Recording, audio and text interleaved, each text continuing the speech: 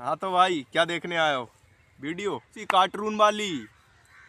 भाई कार्टून वाली ही वीडियो मैं लेकर आया हूँ आपके लिए। कार्टून वाली वीडियो देखते हो ना, तो हमारे चैनल को अभी सब्सक्राइब कर लेना यार, वीडियो को लाइक भी कर देना यार। काफ़ी मेहनत से ये वीडियो बनती हैं और इन भाई की वीडियो का लिंक मैंने अपने वीडियो के डिस्क्रिप्शन में दे दिया है। आप वहाँ से जा कर के इनकी वीडियो को भी देख लेना यार, और इस वीडियो को लाइक करना। और भाई चलो वीडियो देखते हैं।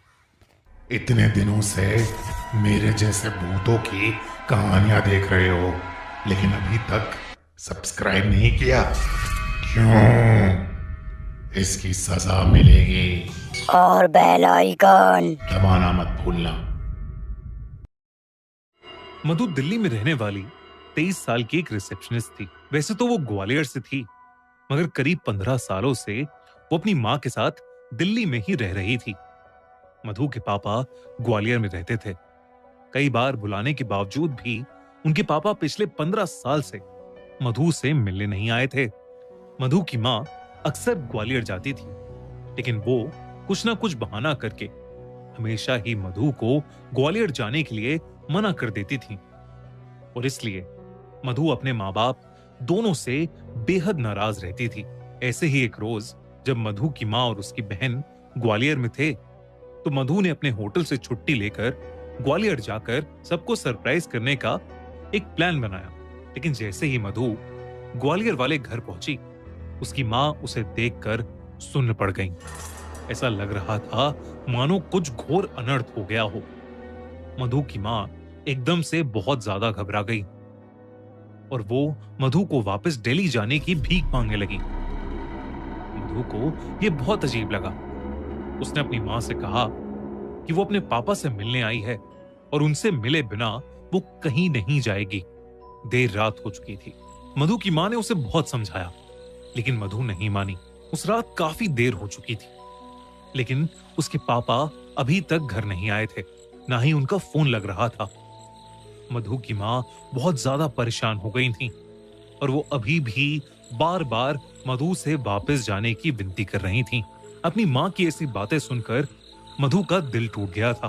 उसे लगने लगा कि शायद उसके पापा उससे मिलना ही नहीं चाहते, और इसलिए उसने अपनी माँ की बात मान ली और वो घर से रेलवे स्टेशन के लिए निकलने ही वाली थी कि अचानक उसे चक्कर आने लगे और वो घर की चौखट पर बेहोश होकर नीचे गिर गई।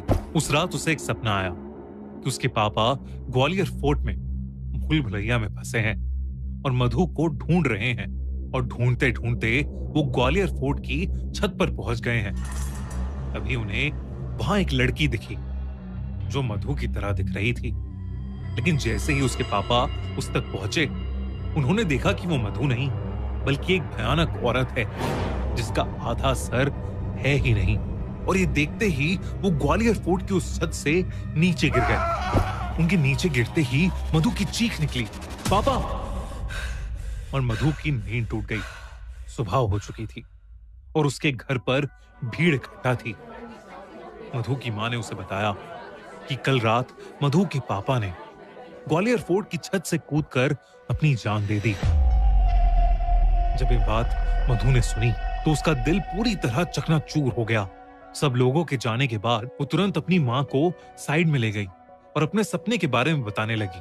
और तब उसकी मां ने मधु को कुछ ऐसा बताया जिसे सुनकर मधु की रूह कांप गई।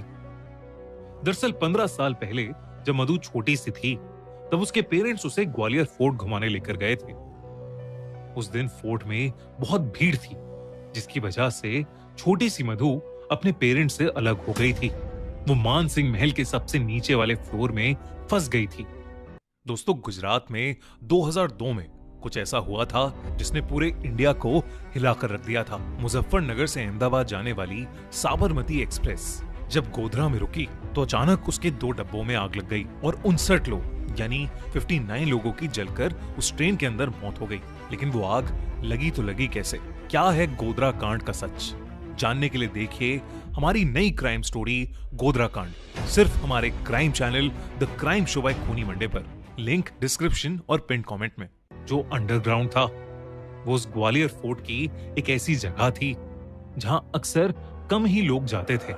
उस जगह को रात में अक्सर बंद कर दिया जाता है, क्योंकि लोग कहते हैं कि ग्वालियर फोर्ट की उस जगह में रात को मुगलों और अंग्रेजों के जरिए मारे और सताए गए राजा रानियों की आत्माएं भटकती हैं। इन्हीं सब बातों से मधु के पेरेंट्स का डर बढ़ता जा रहा था, लेकिन फिर भी उन्होंने गार्ड्स को बताया कि उनकी बेटी मधु अंदर रह गई है।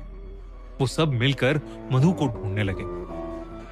तभी अंदर बैठी मधु को अचानक से गाने की आवाज आने लगी। उठकर उस आवाज की तरफ गई। देखते ही देखते मधु को अपने आगे चल रही एक परछाई नजर आई। मधु ने उसे आवाज लगाई तो वो परछाई हवा में कहीं गायब हो गई। तभी मधु को ऐसा लगा कि जैसे उसके पीछे कोई खड़ा है। वो पलटी तो उसने देखा कि सफेद लहंगे में एक औरत उसके सामने खड़ी है। उस औरत का भयानक चेहरा देख नन्ही सी मधु की चीख निकल गई। उसका आधा चेहरा था ही नहीं और उसके हाथों और पैरों में कीड़े चल रहे थे। ये देखकर मधु बहुत ज्यादा डर गई और भागकर किसी कमरे में घुस गई। उसने दरवाजा अंदर से लॉक कर लिया और जोरों से रोने लगी। तभी उसे दीवार खुरचने की आवाज आई और उसने देखा कि वही औरत उस कमरे के एक कोने में बैठी दीवार पे कुछ मंत्र लिख रही है। उसके हाथ में सफेद रंग का पाउडर है। मधु उसे देखकर वहीं जम गई। तभी उस औरत ने अपना चेहरा धीरे से पलटा और मधु की तरफ रेंगती हुई आने लगी। उसने मधु की आंखों में झांका और उसके माथे पर वो व्हाइट पाउडर लगा दिया। मधु को तभी चक्कर आने लगे और वो वहीं बेहोश हो गई। अगली सुबह मधु का बेहोश शरीर अपने आप उसी पॉइंट से मिला जहां से उसके पापा ने छलांग लगाई थी। इसके बाद मधु उठी ही नहीं। उसके पेरेंट्स उसे कई डॉक्टर्स के पास लेकर गए, मगर कोई समझ ही नहीं पाया कि आखिर वो बेहोशी की हालत में क्यों फंस गई थी। उसकी सांसें तो चल रही थीं, लेकिन वो अपनी आंखें खोल ही नहीं पा रही थी। ऐसा लग रहा था कि जैसे वो कोमा में चली गई हो।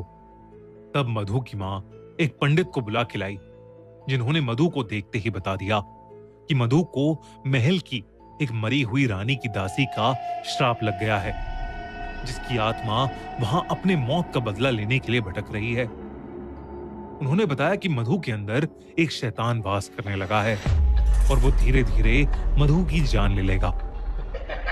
मधु के पापा उसे बहुत प्यार करते थे और वो कुछ भी करके अपनी बेटी को बचाना चाहते थे। उन्होंने उस पंडित से कोई ना कोई हल निकालने की विनती की। उन्होंने कहा कि मधु के अंदर की शैतानी आत्मा के प्रभाव से बचने के लिए किसी को मधु के बदले अपनी बलि देनी होगी, जिसमें उस इंसान को उस आत्मा की गुलामी करनी होगी, जिसमें शायद उनकी जान भी चली जाए। मधु के पापा ने कहा कि वो जिंदगी भर उस आत्मा की गुलामी करेंगे, लेकिन मधु को कुछ नहीं होने देंगे। उस पंडित ने एक बहुत बड़ी पूजा की, जिसमें मधु और मधु के माँ बाप साथ में थे। पूजा के दौरान मधु ने आंखें खोली तो उसकी पूरी आंखें लाल थीं और वो उस पंडित को बुरा भला कहे जा रही थी।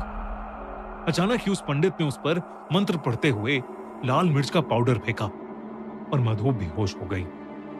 कुछ ही पलों में मधु के पापा भी बेहोश हो गए।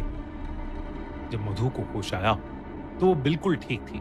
पंडित ने बोला कि मधु को ग्वालियर से जितना दूर हो सके ले जाओ, और इसलिए मधु की मां उसे लेकर दिल्ली चली गई, क्योंकि उसके पापा अब उस शैतानी आत्मा के गुलाम थे, इसलिए वो ग्वालियर छोड़कर नहीं जा सकते थे।